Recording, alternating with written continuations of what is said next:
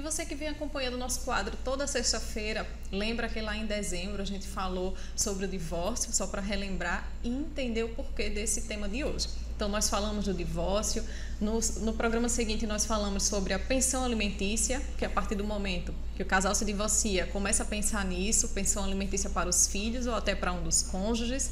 E depois nós falamos sobre a guarda desses filhos, com quem que iria ficar, com quem que fica. E nesse programa de hoje a gente vem falar sobre, dando continuidade a esses assuntos, sobre alienação parental. E é engraçado porque esse tema, é até estranho para muita gente, inclusive o próprio Álvaro pediu para que eu explicasse antes, para ele entender do que a gente ia falar, mas é um tema muito recorrente e que está, infelizmente, em muitos lares há muito tempo. É uma conduta já até histórica. E em razão disso, foi editada uma lei no ano de 2010, a Lei 12.318. Quer dizer, uma lei de apenas 10 anos, mas que vem regulamentando uma conduta muito antiga, infelizmente. E o que seria, doutora, essa alienação parental, para a gente entender? A alienação parental, dita de modo bem claro para que vocês entendam, é quando, por exemplo, aquela mãe fala mal do pai, aquele pai fala mal da mãe, ou até mesmo um avô, certo? Que fala mal daquela mãe que está com a guarda. Ah, sua mãe, se fosse para ir para o bar, já teria chegado, já teria demonstrado interesse, mas como é para levar você para o parque, ainda não chegou, se atrasou. Então, esse tipo de conduta que é alienação parental.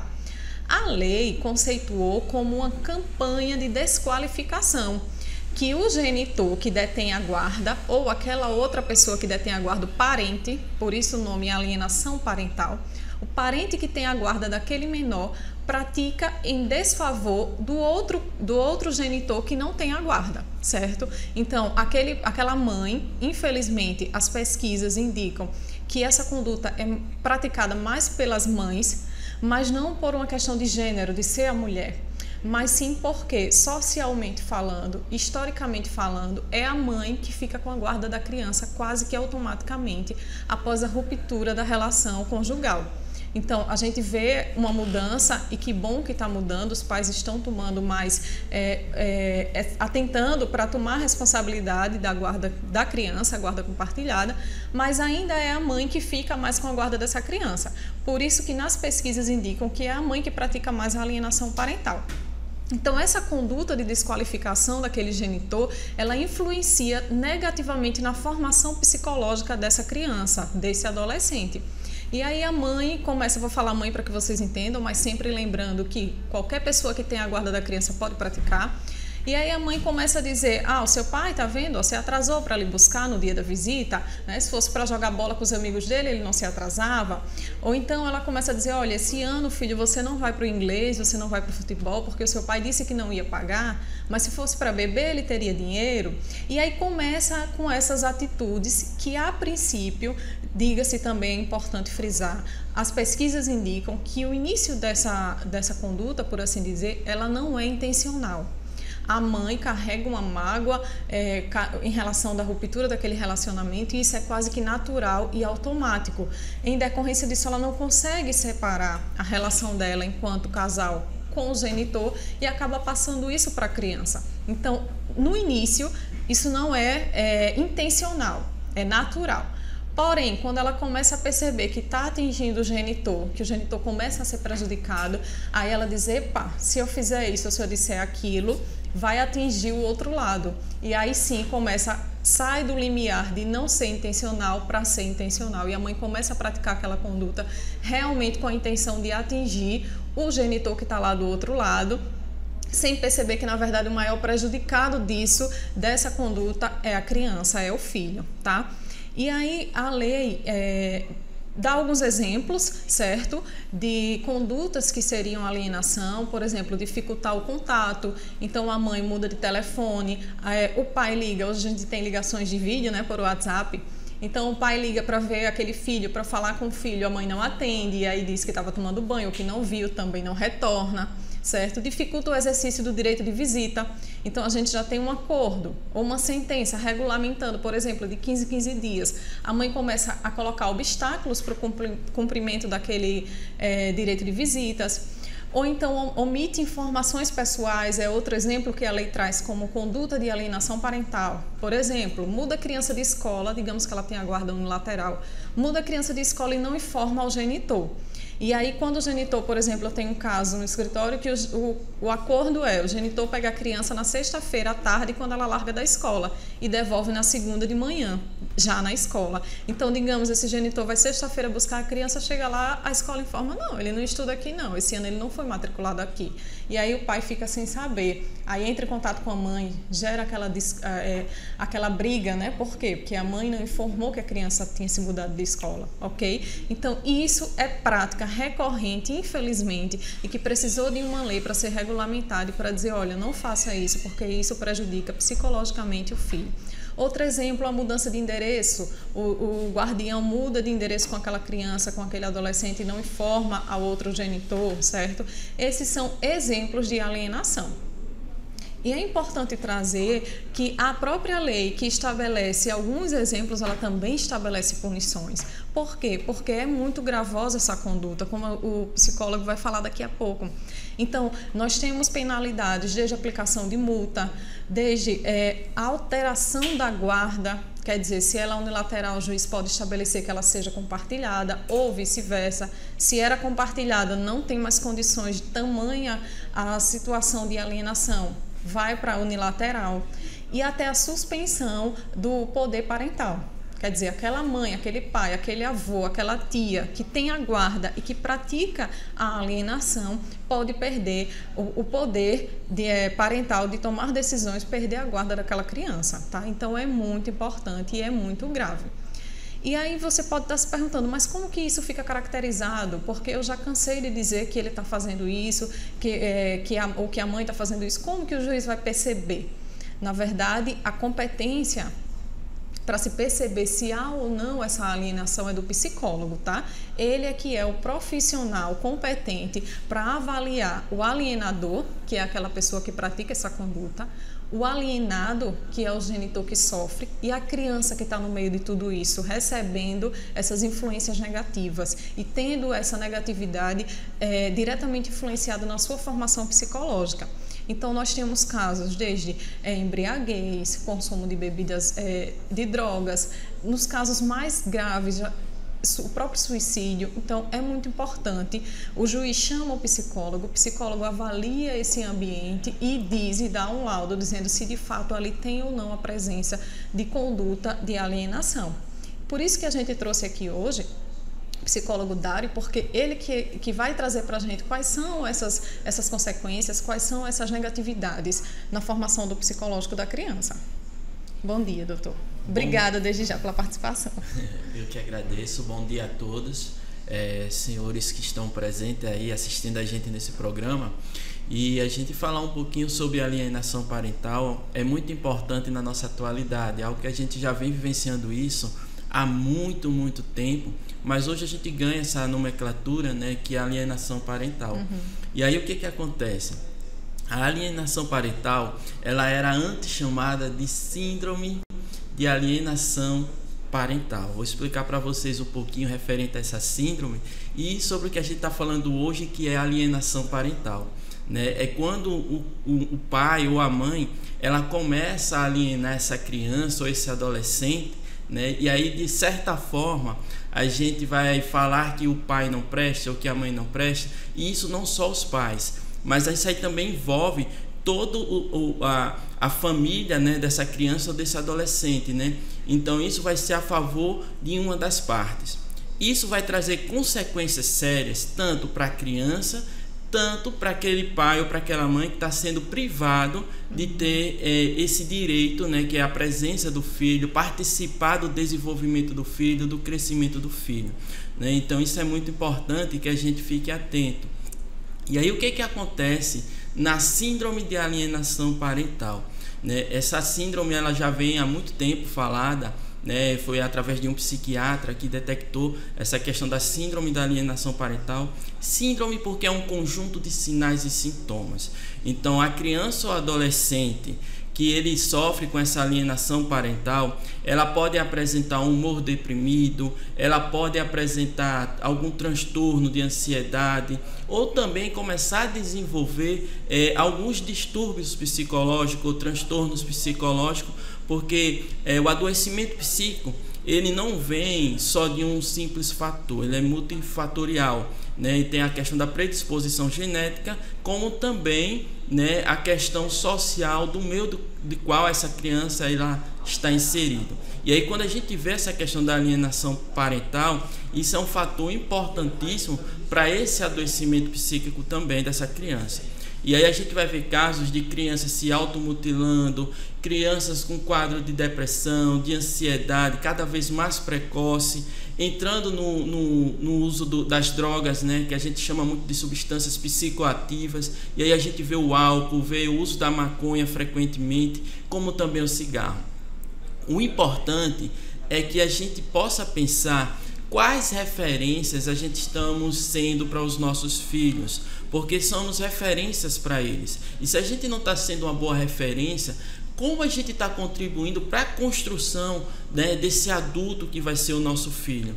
Quando os casais se separam, eles rompem ali um relacionamento amoroso, conjugal que eles tinham, mas isso não quer dizer que eles tenham que romper o relacionamento de pais. O filho, a filha, enfim, eles precisam dessa figura materna, dessa figura paterna, né, para que eles possam se desenvolver, né? Mas quando a gente tem essa alienação parental muito presente, a criança ela só vai começar a desenvolver, além de alguns transtornos psiquiátricos, né, que isso aí pode sim chegar, né, na criança, mas como também essa criança ela pode ter alguns desvios de condutas sociais. A gente vai ver crianças agressivas na escola, crianças praticando bullying na escola, e aí a gente vai vendo cada vez mais que tanto a criança ou quanto também o genitor, né, no caso o pai ou a mãe, eles começam também a sofrer com essa questão da alienação parental. Então a gente tem também casos de pais e de mães que têm os seus direitos violados de ver seus filhos entrando em quadros depressivos também, né? Porque isso mexe com todo mundo. Então todo mundo começa a sofrer com relação à alienação parental. Né, a gente traz o filho, né, porque ele vai estar no meio desse relacionamento, e aí nesse meio o que acontece? Vai tudo para ele. E aí são questões que nem a criança mesmo ela tem uma certa habilidade para gerir, né, para administrar as situações. E aí ela vai começar a se sentir culpada pela separação, ela se sente cobrada pelo que está acontecendo. Então é importante que tanto o pai quanto a mãe, tios, tias, avós, né, os parentes também que estejam mais próximos, não só trazer, né, a figura negativa desse genitor, né, desse pai ou dessa mãe, mas que também possa trazer a importância desse pai, a importância dessa mãe, a importância que ele tem que ter nesse contato, no desenvolvimento. É importante que a gente possa ter esse entendimento, né, essa concepção da importância de ambos na fase do desenvolvimento e crescimento da criança e do adolescente. Doutor Dário, é só os pais que podem praticar a alienação parental? Não. Como eu tinha falado, né, não só os pais eles praticam a alienação parental, como também outros familiares, né? E a gente vê avós praticando a alienação parental porque vem de parentes, né? Então aqueles parentes, principalmente os mais próximos, eles também podem praticar essa alienação parental. Então ele vai dizer: seu pai não presta, o seu pai não dá atenção, o seu pai não leva você para passear, a sua mãe sai para as festas e deixa você em casa, não quer saber de você. Então são essas questões, né? Tudo isso que vai criando uma grande confusão na cabeça da criança e do adolescente, que está numa fase muito importante para nós seres humanos, que é o desenvolvimento, é uma construção, né? E aí ele precisa dessas referências. E quem são essas referências? Somos nós pais, somos nós familiares que está próximo a essa criança. Uma vez uma mãe me buscou, né? Me buscou não, mas a gente se encontrou na rua e ela aproveitou o momento e preocupada, bastante preocupada, ela disse bem o seguinte: Dário, eu preciso da tua ajuda, porque minha filha me chamou para conversar, eu não sei conversar com ela, não sei o que ela vai dizer, e ela me disse o seguinte, que se eu não ajudasse ela, o mundo ia ensinar. E aí a gente vê uma grande preocupação na questão do despreparo dos pais. Por isso que às vezes na alienação a gente vê um pai ou uma mãe colocando o filho um contra o outro, porque não sabe administrar as situações. Não sei, mas possivelmente tanto esse pai quanto essa mãe também sofreu com alienação parental. Isso. Né? Porque hoje a gente tem um nome, alienação parental. Mas aí a gente vê, é a mesma coisa do bullying, né? Hoje tudo é bullying, né? Mas o bullying ele já vem de muito tempo, a alienação parental ela também já vem de muito tempo, né? Quer a gente dizer, vai só ver... como fazendo um parênteses, a lei é de 10 anos, mas uma conduta que já vem há muito tempo sendo praticada e que na verdade apenas há 10 anos é que está regulamentada. E a lei é muito expressa em dizer isso, de que não é apenas o pai ou a mãe, é aquela pessoa que detém a guarda ou que está com a criança e que também pratica essa conduta. Isso mesmo. Muito bem, eu queria até fazer também uma pergunta aqui à doutora. Restando provado isso, né? Está comprovado que tem alienação parental, o que poderá ocorrer com o alienador, com a pessoa que está fazendo isso? Isso, caso reste comprovado por meio do laudo psicológico, né, no processo, e que realmente há uma conduta de alienação, aí o juiz vai verificar qual o grau dessa conduta. Se ela for ainda num grau leve, aí ele dá uma advertência para aquele alienador, para o genitor que está alienando, ou então para aquela pessoa que detém a guarda e que está praticando. Ou então, como eu falei, ele pode aplicar uma multa, ele pode ampliar, inclusive, o regime de convivência daquele outro pai que está sendo preterido, que está sendo prejudicado, né? E aí, por exemplo, se for de 15 em 15 dias, ele pode determinar que todo final de semana ele pegue aquela criança. Para quê? Para aumentar o convívio e evitar a continuidade desse tipo de conduta. Então, e como eu falei, a mais gravosa dela é a suspensão da autoridade parental, se for verificado que realmente não tem condições de a criança ter mais contato com aquele genitor alienador. Então, doutor, pode ter aí danos irreversíveis para as crianças, né? Sim, pode sim, porque como a gente falou, ela está numa fase muito importante que é o desenvolvimento, né? E aí essa criança, ela pode desenvolver algumas crenças, que a gente fala, crenças não é crenças religiosas, mas crenças a partir do que a gente acredita. Então a gente vai ver aí, vamos supor, homens, né, adultos, que começam a agredir a mulher porque tem uma visão negativa da mulher, que a mulher não presta. Como também a gente vê mulheres tendo uma visão negativa do homem, porque o homem não presta, porque o homem faz isso, porque isso vem também dentro de uma construção que ela teve na criação dela. E aí essa criança, esse adolescente, ela sente essa dificuldade, né, de se relacionar com outras pessoas, de saber ressignificar algumas situações e também de saber lidar com esses sentimentos, porque o sentimento que ela mais conviveu foi o quê? Raiva, o ódio. E aí tem os sentimentos também dela, que vem a tristeza, a angústia e principalmente o sentimento de culpa, né, que isso são muito fortes para a gente, seres humanos, principalmente quando a gente não tem essa habilidade de lidar com esses sentimentos. Adulto já é difícil, e aí a gente tenta imaginar essas crianças e esses adolescentes que estão nessa zona de guerra, né, entre adultos, e ela não sabe o que fazer, né? Então é muito importante, senhores pais, volto mais uma vez a falar, que a briga é entre vocês, mas a criança não tem nada a ver com isso. A criança ela precisa do apoio de vocês, da atenção de vocês, do diálogo positivo de vocês. A diferença de vocês pais tem que deixar de lado nesse momento a separação que vocês vêm vivenciando, né, dentro do judiciário, é de vocês. A criança ela precisa sim do pai e precisa sim da mãe, porque vocês são referência para a criança. Mesmo que vocês tenham seus pontos positivos, seus pontos negativos, mas busquem melhorar isso, mas que a gente não possa refletir isso para a criança, porque isso pode trazer danos, como a gente falou, e algumas vezes irreversíveis, né? Então é muito sério sim a alienação parental, tá certo? E fiquem atentos com relação a isso. Chame seu parceiro para conversar. Se sente dificuldade para conversar, né, sobre essas questões, converse com seu advogado referente a isso, para que vocês possam chegar em um consenso, tá certo? Mas não esqueçam que ambas as partes vão ser afetadas, tanto a criança quanto também os pais são afetados na alienação. Eu acho que também não é só na separação, até os casais que não estão separados também acontece isso. Já acontece isso, pois é. Os que estão juntos, talvez seja até pior, porque sim, pode ser pior. diário. Às vezes é o pai que tem algum vício, que chega em casa e a mãe termina influenciando bastante isso mesmo. E faz com que a criança depois ela cresça com esse trauma. Sim. Porque ela começa a desenvolver, né, dentro desse ambiente, né, de agressividade, de vícios, e ela começa a adotar aquilo para a vida dela, torna-se automático, né? É natural, né? Natural, pouco perceptível pela família, porque faz parte da rotina da família já aquilo. Mas para a criança não. Pode ser um meio que ela está encontrando de fuga daquela situação, e aí ela começa a desenvolver hábitos e vícios também.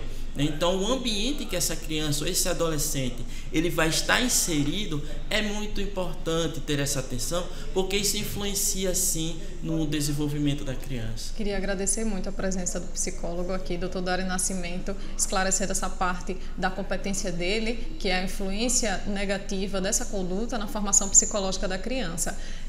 Eu gostaria de dar o conselho que eu dou lá no escritório quando eu recebo casais nesse tipo de conflito. Se não consegue falar positivo, não fale nada. Então, não precisa falar nada. Se você não consegue falar positivamente daquele genitor, também não fale nada negativo, certo? Doutor, onde é que a gente pode encontrar o senhor para a busca desse acompanhamento psicológico, caso necessário? Então, gente, eu tenho redes sociais, vocês podem estar me seguindo, a gente sempre faz conteúdos interessantes em determinadas temáticas, né, diversos temas, a gente está sempre colocando em live. No Instagram eu estou como Dário Psicólogo, vocês colocam lá que pesquisam e acham, @Dário Psicólogo. Meu telefone de contato é 988-33-9760. Né? Então são meus contatos que vocês podem estar entrando em contato direto comigo. Né? Então a gente está sempre à disposição também. Mais uma vez agradeço. E a gente encerra aqui esse tema. Espero que tenha tirado as dúvidas de vocês, que tenha esclarecido. E já para a próxima semana nós iremos falar sobre adoção e reconhecimento socioafetivo. Você sabe qual é a diferença? Nós iremos trazer na próxima sexta-feira. Se você tiver alguma dúvida, alguma sugestão de tema, manda para o Instagram aqui do Tribuna Livre TV ou para o meu próprio lá, Explique Direito, por meio do Instagram. Manda para a gente a sua pergunta, a sua dúvida, a sua sugestão, que eu, Tássia Silva, te explico direito. Obrigada.